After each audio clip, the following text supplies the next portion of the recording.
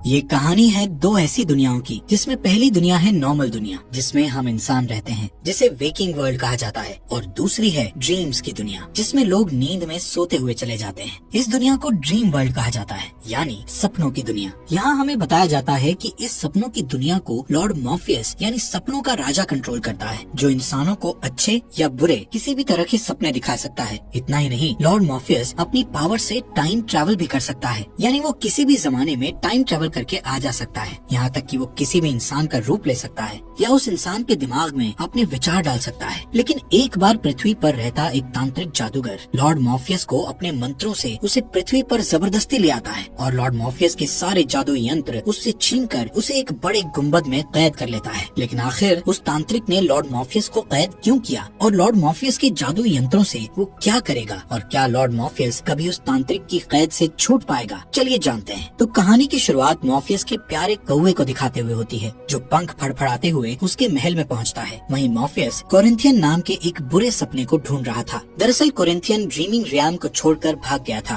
और अब वो वेकिंग वर्ल्ड में तबाही मचा रहा था। उसकी वजह से बहुत सारे लोग मारे गए थे। इसलिए सपनों का राजा यानी लॉर्ड मॉर्फियस कोरिंथियन को रोकने और उसे पकड़कर वापस लाने का फैसला करता है। वो अपना मास्क उतार कर कोरिंथियन को ढूंढने के लिए ड्रीमिंग वर्ल्ड से निकल जाता है। मॉर्फियस ड्रीमिंग वर्ल्ड में सबसे ताकतवर था, लेकिन वेकिंग वर्ल्ड में उसकी ताकत कम हो जाती है। लेकिन इसके बावजूद उसे कॉन्फिडेंस था कि वो अपने इस मिशन में कामयाब होकर रहेगा, क्योंकि उसके पास 3 हथियार थे। पहला पाउच ऑफ सैंड यानी रेत से भरी थैली, दूसरा हेल्म यानी मुखौटा, और तीसरा उसका रूबी स्टोन। यहाँ से सीन शिफ्ट होता है और हम देखते हैं कि साल 1916 के समय में इंग्लैंड में लॉर्ड मैगस नाम का एक आदमी और एक फेमस जादूगर मिलकर मौत के देवता को काबू करने के लिए कुछ तांत्रिक साधना कर रहे हैं, ताकि वो अपने मरे हुए बेटे को जिंदा कर सकें। उनके साथ उनके चेले भी मौजूद थे, जो एक स्वर में कहते हैं अंधेरे की दुनिया में। इस बीच लॉर्ड मॉर्फियस लंदन में कोरिंथियन के पास पहुंच जाता है। कोरिंथियन उस वक्त वहां एक आदमी का खून कर रहा होता है। मॉर्फियस उसे मारने ही वाला होता है कि तभी अचानक उसे वो मंत्र सुनाई देता है, जो कि था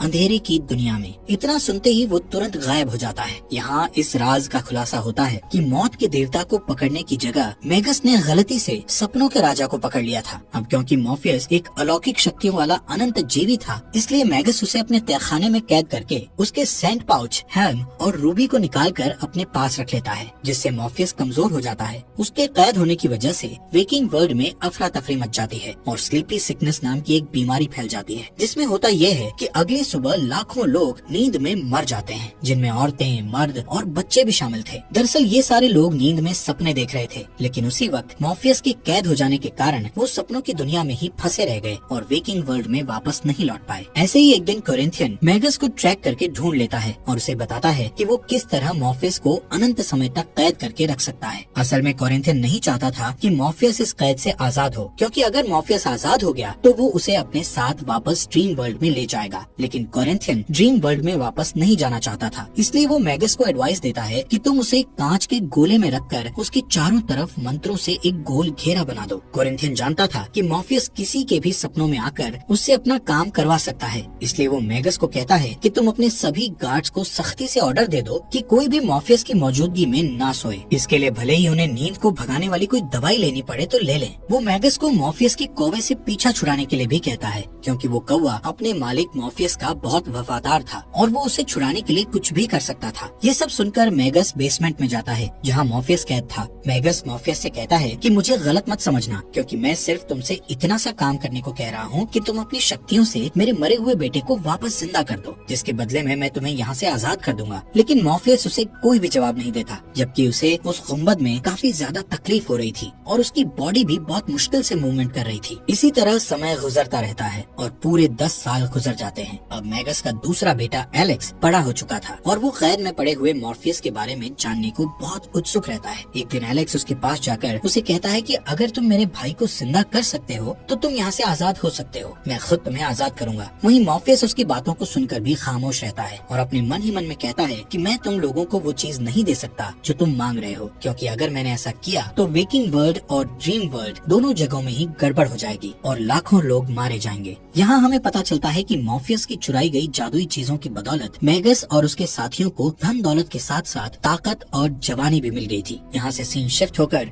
साल 1926 में चला जाता है, जहाँ पर एलेक्स एक बार फिर से मॉर्फियस से बात करता है। वो मॉर्फियस से दोबारा वही कहता है कि अगर तुम मेरे मरे हुए भाई को हमें वापस जिंदा लौटा दो तो मेरे पिता तुम्हें इस कैद से आजाद कर देंगे। लेकिन उसी वक्त मैगस वहाँ आ जाता है और एलेक्स को उससे बात करते देख लेता है, जिसके बाद वो उसे सजा देने के लिए कमरे में ले जाकर बहुत मारता है। मैगस एलेक्स को कहता है कि अगर तुम सच में मेरे बेटे हो तो फिर तुम्हें मॉर्फियस के कौवे को मारकर ये साबित करना होगा। एक दिन जब मॉर्फियस का कौवा मॉर्फियस को छुड़ाने के लिए कांच की गुंबद को फोड़ने की कोशिश कर रहा होता है तो मजबूर होकर एलेक्स उस कौवे को गोली मार देता है। पिंजरे में कैद मॉर्फियस ये सब देखकर दुख से भर जाता है। इस घटना को कई साल बीत जाते हैं। एक दिन मैगस की एक दासी ईथल उससे कहती है कि वो प्रेग्नेंट है। तब मैगस उससे कहता है कि उसे और बच्चा नहीं चाहिए, इसलिए वो उस बच्चे को गिरा देने के लिए कहता है। इस बात से गुस्सा होकर ईथल उसका महल छोड़कर भाग जाती है, लेकिन जाने से पहले वो मॉर्फियस की चीजें रूबी, रेत की थैली और उसका हेल्म भी अपने साथ ले जाती है। जब मैगस को ये पता चलता है तो वो गुस्से से पागल हो जाता है और उन चीजों को वापस पाने के लिए मॉर्फियस के पास जाता है और उससे कहता है कि अगर मॉर्फियस उसे ढेर सारे पैसे और पावर के साथ साथ अमर बना दे तो वो उसे आजाद कर देगा। लेकिन मॉर्फियस इस पर भी कुछ नहीं कहता। तो फ्रस्ट्रेट होकर मैगस एलेक्स पर अपना गुस्सा निकालता है। उन दोनों में लड़ाई होने लगती है, जिसमें मैगस को धक्का लग जाता है और वो सर के बल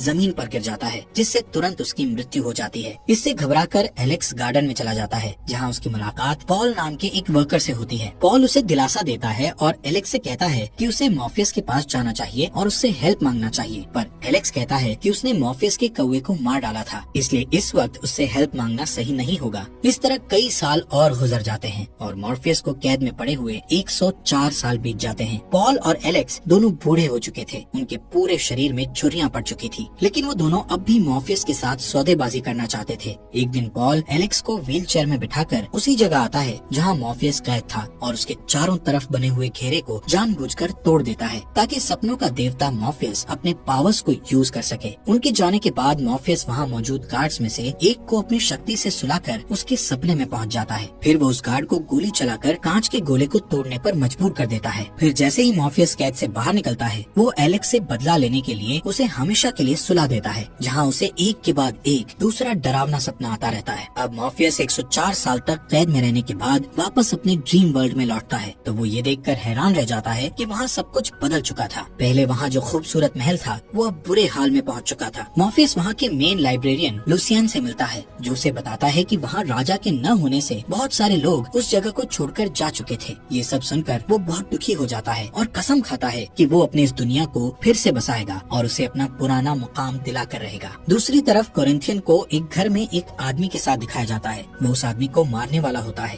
कोरिंथियन को ये पता चल चुका था कि मॉर्फियस वहाँ से आजाद होकर जा चुका है और अब वो कभी भी उसे लेने आ सकता है। यहाँ पता चलता है कि कोरिंथियन के चेहरे पर आंखें नहीं थी, बल्कि आंखों की जगह छोटे छोटे दांत थे, जिन्हें देखकर ऐसा लगता था कि वो छोटे छोटे मुंह थे। इसी वजह से वो हर वक्त काला चश्मा पहने रहता था। वो जब भी किसी को मारता तो उनकी दोनों आंखें निकाल लेता था। उधर ड्रीम वर्ल्ड में मॉर्फियस लुसियन से कहता है कि वो अपने हथियारों रूबी, सैंड पाउच और हेल्म के बिना कुछ नहीं कर सकता, इसलिए अपनी दुनिया को फिर से आबाद करने के लिए सबसे पहले उन हथियारों को ढूंढना होगा। अब सीन शिफ्ट होता है और हमें न्यूयॉर्क का बफलो एरिया दिखाया जाता है, जहाँ बूढ़ी ईथेल लोगों से छुप कर रहती है, क्योंकि वो एक इंटरनेशनल क्रिमिनल बन चुकी थी और अलग अलग रूप बदलकर जी रही थी। एक दिन कोरिंथियन उसके पास आता है और उसे पार्टनरशिप का ऑफर देता है। चूँकि वो दोनों मॉर्फियस के दुश्मन थे, इसलिए ईथेल उसकी बात मान लेती है। फिर वो दोनों उस सिचुएशन से निपटने के लिए प्लानिंग करते हैं। ईथेल झूठ बोलती है कि उसे मॉर्फियस के हथियारों के बारे में कुछ नहीं पता, लेकिन तभी कोरिंथियन उसके बेटे को वहाँ से ले आता है, जिससे ये साबित हो जाता है कि ईथेल उसे जितना होशियार समझ रही थी, कोरिंथियन उससे कहीं ज्यादा होशियार था। इस बीच मॉर्फियस अपने महल में सबको बताता है कि उसे अपने हथियारों को पाने के लिए उन तीनों देवियों को बुलाना पड़ेगा, जिन्हें फेट कहा जाता था। लेकिन उन्हें बुलाने के लिए उसे किसी पावरफुल चीज की जरूरत थी, जिससे वो पावर को अपने अंदर उतार सके। इसके लिए वो अपने 2 ड्रीम ब्रदर्स के पास जाता है और उनसे वो गिफ्ट वापस मांगता है जो उसने उन्हें बरसों पहले दिया था। वो गिफ्ट एक प्यारा सा डायनासोर था, जिसका नाम ग्रेगरी था। दोनों भाई ग्रेगरी से बहुत प्यार करते थे और उसे देना नहीं चाहते थे, लेकिन ग्रेगरी खुद अपने मालिक की खातिर अपनी कुर्बानी देने के लिए तैयार हो जाता है। इसके बाद मॉर्फियस अपने घुटनों पर बैठ जाता है और ग्रेगरी की आत्मा को अपने अंदर उतार लेता है। अब उसके पास इतनी शक्ति आ चुकी थी कि वो फेट का सामना कर सकता था। इसके लिए वो एक नई जगह पर पहुंचता है जिसे ड्रीम ऑफ अदर्स कहा जाता था। इस दुनिया को उसने नहीं बनाया था, उसका बनाने वाला कोई और था। वहाँ पहुँचने पर उसे एक अजीब व गरीब सांप मिलता है जिसकी मदद से वो उन तीनों देवियों को अपने पास बुलाता है। वो देवियाँ मॉर्फियस के हाथों से उस सांप को ले लेती है और उसके बदले में उसे उसकी हर चीज के लिए क्लू देती है। वहाँ मॉर्फियस को पता चलता है कि उसके रेत की थैली को लंदन में बेच दिया गया था। उसे आखिरी बार जोना कॉन्स्टेंटाइन नाम की एक जादूगर ने खरीदा था। उसके हेल्म को नर्क में एक राक्षस को दे दिया गया था जिसके बदले में देने वाले को एक जादुई ताबीज मिला था जो कि उसकी रक्षा के लिए काफी था,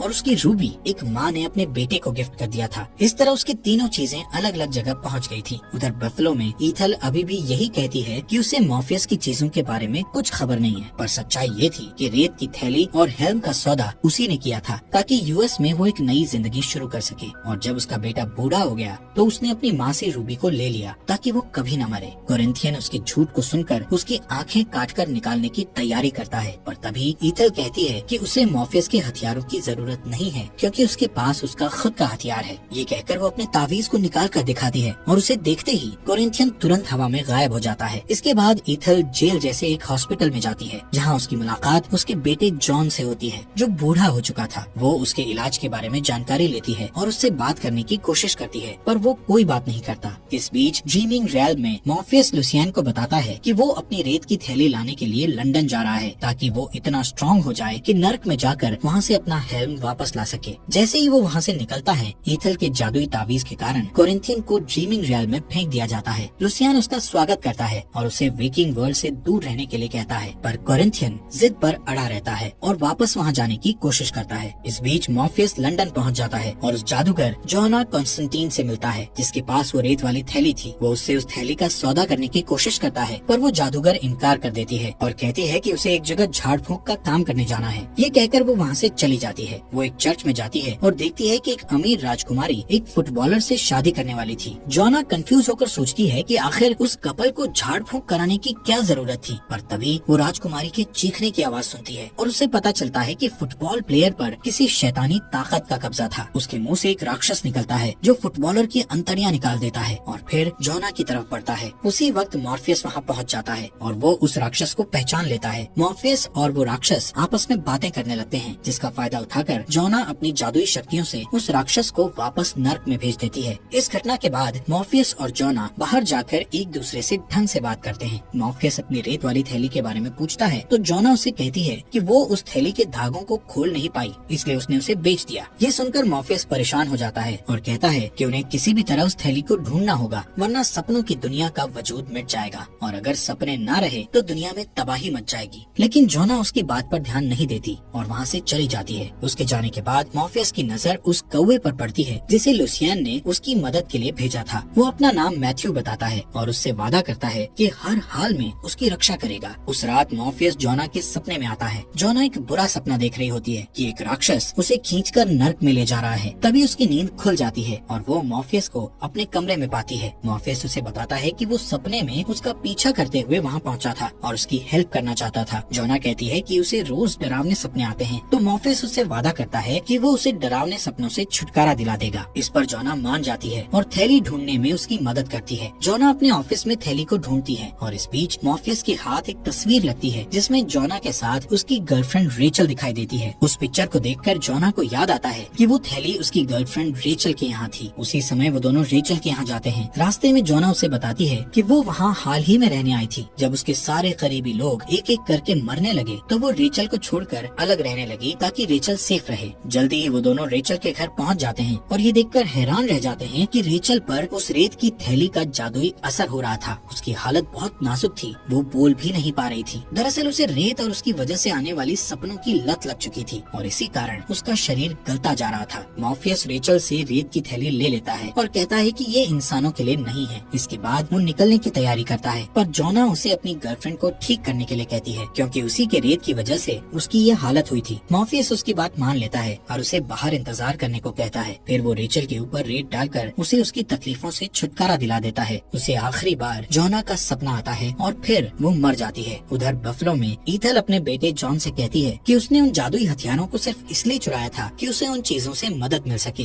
वो कहती है कि जब मेगस के लोग उसे ढूंढ रहे थे तो उसने रूबी को छुपा दिया था और बाकी दोनों चीजों के बदले में उस जादुई ताबीज को खरीद लिया था जिसे वो अपने गले में पहने रहती थी। उसी ताबीज ने उसे अब तक जिंदा रखा था, लेकिन अब वो और जीना नहीं चाहती थी, इसलिए वो मॉर्फियस को उसकी रूबी लौटा देना चाहती थी और उम्मीद करती थी कि वो उन्हें माफ कर देगा। पर जॉन का कहना था कि उन्हें वो चीजें लौटाने के बजाय उनका इस्तेमाल करके सपनों की एक ऐसी दुनिया बनानी चाहिए जहाँ सपनों का राजा ना हो। उसके जवाब में ईथल कहती है कि रूबी के कारण कई लोग अपनी जान गंवा चुके हैं, जबकि वो रूबी इस लायक नहीं है कि उसे अपने पास रखा जाए। फिर वो अपनी ताबीज निकालकर जॉन को दे देती है ताकि उसे शांति मिल सके। ईथल कहती है कि इस ताबीज ने उसे 116 साल तक जिंदा रखा था और अब वो ताबीज जॉन को हमेशा के लिए जिंदा रखेगा। ताबीज के जाते ही ईथल का शरीर तेजी से बूढ़ा होने लगता है और वो जॉन की बाहों में दम तोड़ देती है। जॉन घबराकर चीखने लगता है। उसकी आवाज सुनकर एक गार्ड वहाँ आता है और ईथल की लाश को देखकर समझता है कि जॉन ने उसे मारा है और वो तुरंत उस पर गोली दाग देता है, पर वो गोली जॉन के शरीर से टकराकर वापस उस गार्ड को लगती है और वो तुरंत मर जाता है। इसके बाद जॉन उस बिल्डिंग से बाहर निकलता है जहाँ वो इतने सालों तक कैद था। वो बफलो की सड़कों पर खड़ा ठंड से कांप रहा होता है कि इतने में कोरिंथियन पीछे से आकर उसे अपना कोट पहनने को देता है। जॉन को लगता है कि वो एक अजनबी है, इसलिए वो कोट लेने से मना कर देता है, पर कोरिंथियन जिद करने लगता है। आखिरी सीन में हम देखते हैं कि मॉर्फियस जोना को बताता है कि उसकी गर्लफ्रेंड रेचल शांति से गुजर चुकी है और वो जोना को इस बात की गारंटी देता है कि अब से उसे कभी डरावने सपने नहीं आएंगे। ये सुनकर जोना वहाँ से चली जाती है। उसके जाने के बाद मॉर्फियस अपने कौवे मैथ्यू के साथ डिस्कस करता है कि उन्हें अब हेल में जाने की तैयारी करनी चाहिए। उम्मीद है आपको ये सीरीज अच्छी लगी होगी। आपका दिल से शुक्रिया।